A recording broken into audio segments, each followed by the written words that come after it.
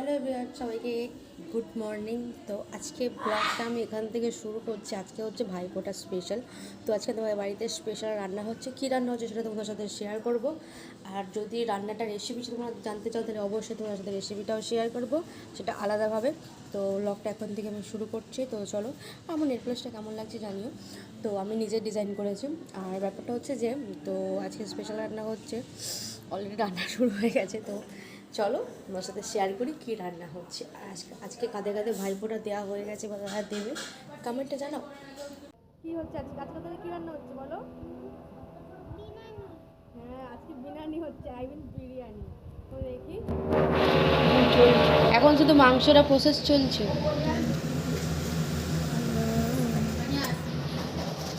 তো এখন আমি আমড়া মাখা খাবো। তো মা বাজার থেকে আমড়া নিয়ে এসছে, কাসুন্দি অ্যাড করবো এর মধ্যে। যাচ্ছি দাঁড়া, কাসুন্দি ভালো নেই।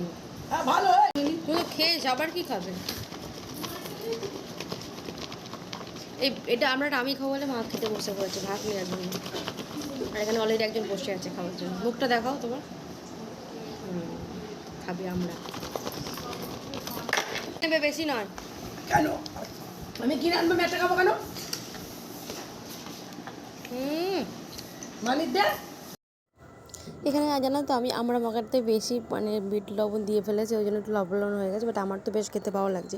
কিন্তু মা বলছে আমি খাবো না, তখন আমি বলছি তোমার খেতে হবে না, আমি তো খাবো। তো আমি সেটাই বলছিলাম এখানে। আর এখানে আমি সবগুলো কিনেছি, খাবে না বলেছিলাম মা, কিন্তু তাও খেয়েছে অনেক। তো এখানে আমি বাড়ির টুকিটুকি যা কাজ ছিল সেগুলো সব কমপ্লিট করে ঘরে পুজো দিয়ে দেন আমি বসে গেছি টিভি দেখতে। খাবো একটু পরে। তো সেটাই বলছিলাম খাবো একটু পরে, আগে টিভিটা দেখে নিই। তো ওখানে মানি বাইরে খাচ্ছিলো, আই মিন পিকলু। তো ওই জন্য গন্ধটা আসছিলো, তো আমি সেটা এখানে দেখালাম গন্ধ। তো এখানে দেখো আমি চলে এসেছি খেতে। তো আমি এখানে নিয়েছি 2 পিস চিকেন। ভয়েস ওভার দিয়েছে সেই টাইমটাতে প্লেন যাচ্ছে, মানে কিছু বলার নেই। যাই হোক, এখানে আমি 2 পিস চিকেন নিয়েছি, একটা আলু নিয়েছি বড় সাইজের। আর ডিমটা এবারে হয়নি, তো সেই হিসাবে ডিমটা তো নেই।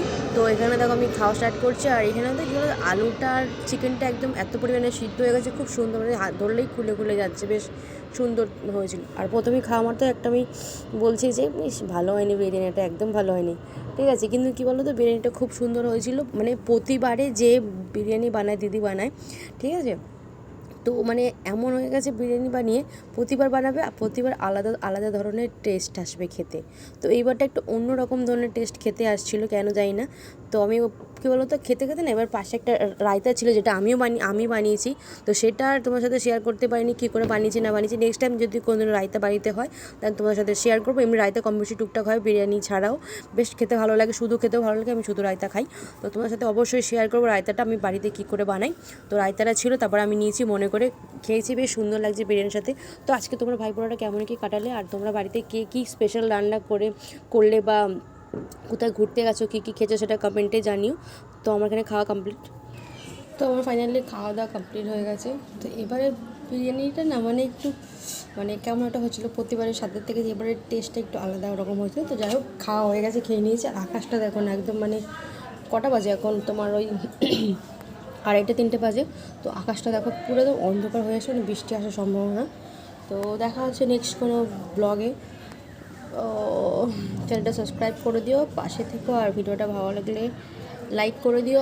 আর বিরিয়ানি রেসিপি যদি চাও তাহলে কমেন্টে বললো যে বিরিয়ানি রেসিপি, বিরিয়ানি পুরো ভিডিওটা দেখার জন্য। তো আমি অবশ্যই একটা আলাদা করে বিরিয়ানি স্পেশাল ভিডিও আনবো। তো দেখা হচ্ছে নেক্সট কোনো ভিডিওতে বা ব্লগে। Bye bye.